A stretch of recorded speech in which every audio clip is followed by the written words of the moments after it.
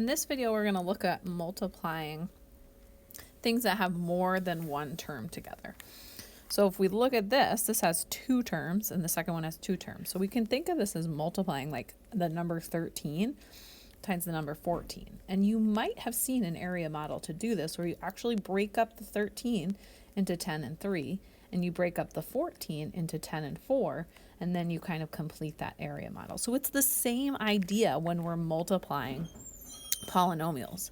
So we can take our x plus 3 on one side and our x plus 4 on the other side and then multiply.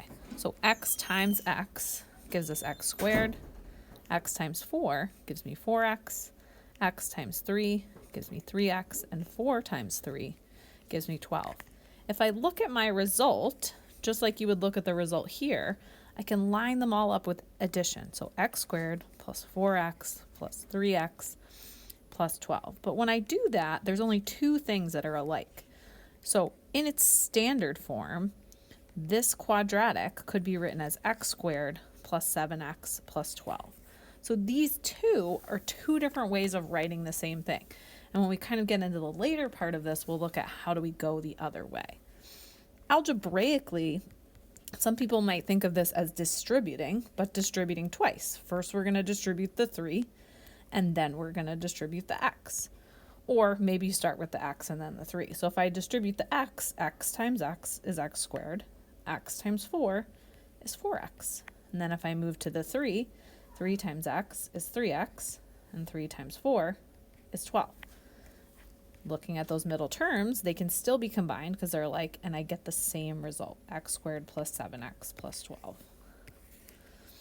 Let's try this next example.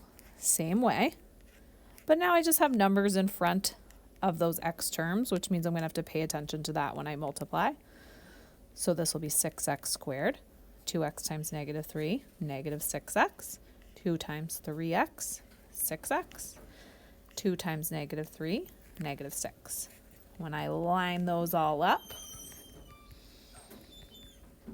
I notice that these middle two terms, again, are both x terms, so they can be combined. Well, negative 6 and positive 6 actually cancel, so I actually end up with 6x squared minus 6. If I recopy the problem over here and think of it as double distribution, I should get the same result. So first I'm going to distribute that 2, and then I'm going to, the 2x, and then I'm going to distribute the 2. So 2x times 3x, 6x squared, 2x times negative 3, negative 6x, 2 times 3x, positive 6x, and 2 times negative 3, negative 6. I can combine those two to, again, get 6x squared minus 6. I'm going to leave this one here for you to do on your own, either method, but try it out, pause the video. You should get x squared minus 3x minus 10 when you do your multiplication. I'm going to do the same thing here for this one.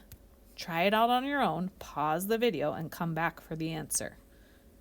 When you do this one, you should get a negative 2x squared plus 2x minus 7x plus 7, which simplifies when you combine those two middle terms to negative 2x squared minus 5x plus 7.